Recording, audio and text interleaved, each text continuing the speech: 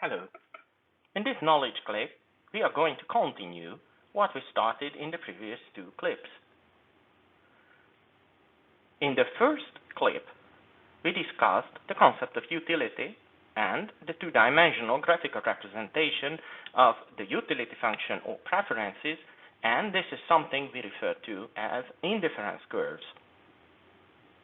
After that, we discussed the limiting factor on the consumer's choice, which is affordability, and this is represented by the budget constraint, and the graphical representation, the budget constraint line.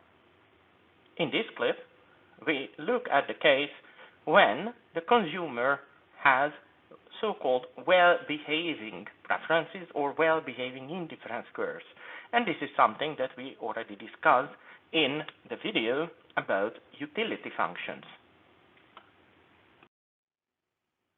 As a reminder, first, we learned in one of the previous two clips that the indifference curve is the graphical representation of the consumer's preferences, and also we learned that the budget line is a graphical representation of the consumer's possibilities.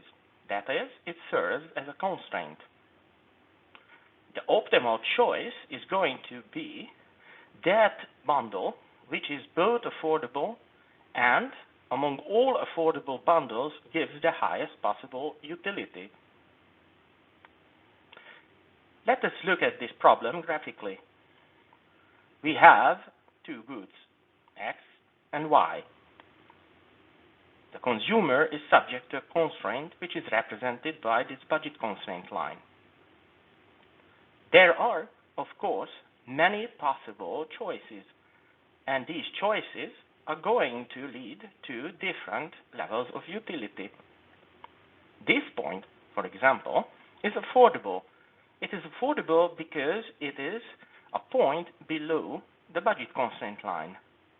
But this also means that we did not spend all the income, and that means that we can do better than that, and actually this must not be optimal.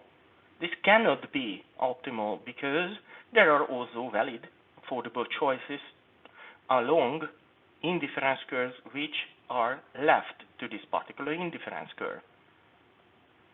A choice like this would be very attractive, very nice.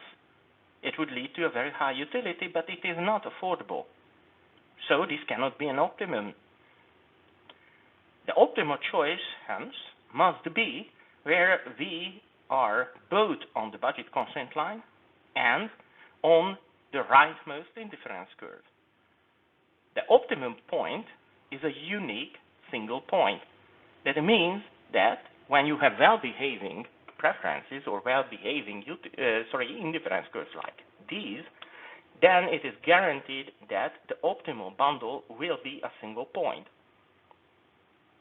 This point is reached when the budget constraint line and the indifference curve just touches each other, or in other words, they are tangent to each other. In the previous slide, we discussed that the optimal choice requires that the budget constraint line and the indifference curve are tangent to each other. At the point of tangency, the slope of the two curves is the same. That is, the slope of the budget constraint line and the slope of the indifference curve are the same. And this is that characteristics which we are going to use to find the optimal bundle. The slope of the budget constraint line is something that we already discussed in the video on budget constraint. For reminder, this equals minus the ratio of the price of X and the price of Y. Please don't remember that the numerator should have the price of the good which is on the horizontal axis. Do not mix them up, because that will lead to a wrong solution. The slope of the indifference curve is nothing else than minus the ratio of the marginal utility of the two goods. Again, please remember, when you calculate the marginal rate of substitution, then you should put the marginal utility of the good on the horizontal axis to the numerator. So please remember that MRS is minus marginal utility of x divided by marginal utility of the good y. But what is this marginal rate of substitution? In the next slide, we are going to try to understand that in a graphical way. But let me now focus on the algebraic way of deriving the marginal rate of substitution. So we have a utility function. U equals some function which depends on x and y. Again, I didn't define a particular functional form. I'm just using f to denote a function in general. So there are two ways how U utility can change, either because x changed or because y changed, or maybe they can change at the same time. Now, the marginal utility of x is the change in U if x increases by a small quantity. The marginal utility of y is the change in U when y increases by a small quantity. dx and dy are actually the movements in the consumption of x and y. So the change in U is going to be equal the marginal utility of x times the change in x plus the marginal utility of y times the change in y. This is true if dx and dy are very small, close to zero. Because we would like to work with a single indifference curve and we are interested in the slope of a certain indifference curve, we know that along the same indifference curve, U cannot change. This is by definition true because indifference curve means those combinations of the two goods at which utility is the same. So the change of utility can be set to zero. And then we got 0 equals the marginal utility of x times dx plus the marginal utility of y times dy. The slope of this curve is nothing else than dy over dx. So if you would like to express this, then by just simply solving the above equation and having dy over dx at the left-hand side, you will arrive to the formula which I already showed you. So dy over dx, that is, the slope of the indifference curve equals minus the marginal utility of x divided by the marginal utility of y. At optimum, therefore, this equality must be true. You can see that because both the budget constraint line and the indifference curve are negatively sloped, the negative sign is going to disappear. Please remember this optimum condition. Now we are going to visualize the marginal rate of substitution. The marginal rate of substitution can be interpreted as a rate at which the consumer is willing to trade y into x. Obviously, a trade which would result in a lower utility than before would not be acceptable for the consumer. Also, we can say that possibly the other party would not be very happy with a choice which leads to a higher utility function for our consumer, because that means a reduction of the utility for the other party. So the only way they will be able to agree is when the trade happens along the same indifference curve. That is, when the utility remains the same. Graphically speaking, let us assume that we have a well-behaving indifference curve and we start with an initial bundle with a lot of y and very little of x. If we offer another bundle to the consumer which has somewhat less y and somewhat more x, then this is going to be an acceptable choice for the consumer. You can see that because we started with a relatively high amount of y and low amount of x, the marginal utility of x at this point is larger than the marginal utility of y. That means that the consumer is going to be willing to give up a lot of y in exchange for a small increase in x. What if the consumer starts with relatively little y and a lot of x? Then the marginal utility of x will be lower than the marginal utility of y. So, if the consumer is given a choice, then this consumer will be willing to give up only a very small amount of y in exchange for a high amount of x. So the marginal rate of substitution is going to reflect the effect of the diminishing marginal utility on the consumer's choice. At low amounts of x, the MRS is high. It is steep. At high amounts of x, we find that the indifference curve becomes less steep, which represents a lower marginal rate of substitution. And of course, that means that those two concepts, high and low marginal rate of substitution, are meant in terms of absolute MRS. In this slide, we discuss how to solve such a problem with algebra. First, you should be aware that you can find infinite number of points at which the optimality condition is going to be true. If you want to find a particular solution, then you will need to use the budget constraint line together with the optimality condition to get a unique result. In general, the solution can be written up like this process.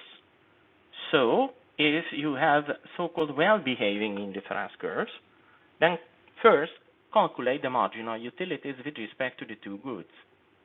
Then calculate the marginal rate of substitution using the formula that we learned just before. After that, calculate the slope of the budget constraint line.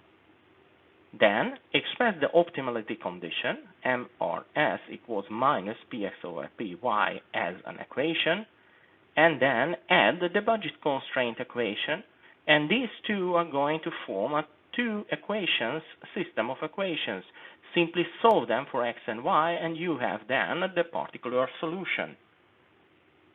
Let's look at an example. The consumer maximizes the following utility function, u equals 3 times the logarithm of x plus logarithm of y. But the choice is subject to the constraint that at most 20 units can be spent, and the price of x is 2 and the price of y is 1. So this gives us this particular budget constraint. The first step is to calculate the marginal utility. For x, this is 3 over x. For y, this is 1 over y. So simply, I just took the utility function and took the first derivative with respect to x and y, respectively. Now, using the marginal rate of substitution equation, we know that the marginal rate of substitution must be minus 3 times y over x. We can also calculate the slope of the budget constraint line, which is going to be minus 2. The optimality condition can be hence written as 3y over x must be equal to 2. So whatever y and x we choose, this equation must hold. But of course, there are basically infinite versions of the y and x bundle for which this is true. So we still have infinite number of solutions where this optimality condition is true. But of course, and this is where the budget constraint is going to enter the problem, we want to choose that particular point for which the optimality condition is true, and it is along the budget constraint line. So the system is actually contains two equations. The first one is the optimality condition. The second is the budget constraint. Now, if you just simply use a substitution, then you will find that from the optimality condition, it must always be true that 3y equals 2x. So this is going to be a fixed ratio of the consumption of the two goods. And using that 2x equals 3y, you can just simply substitute this back into the budget constraint. This will give us that y equals 5. So 5 units of y will be consumed. And then, using any of these equations, you can just simply find out that at optimum, x equals 7.5. So the optimal choice is a bundle with 7.5 units of x and 5 units of y. It is always a good idea to check whether, with these values, the budget constraint is fulfilled. Because we have now 7.5 units of x, and each of the good x costs 2 units. Therefore, we have 2 times 7.5 plus 5, which indeed adds up to 20. So this solution checks out. In this slide, we visualize the solution of the example problem from the previous slide. So we start with the budget constraint line, and if you remember, the equation is y equals 20 minus 2 times x. That is, we have a line here with a slope of minus 2. There is an infinite number of indifference curves. I just drew here 2. We could choose a bundle along the orange indifference curve representing a utility level of 5. But then we wouldn't do the best possible choice. Why? Because we could also afford a bundle which is to the right of this orange indifference curve and hence represents a higher level of utility. So we want to choose something which is right to the orange indifference curve.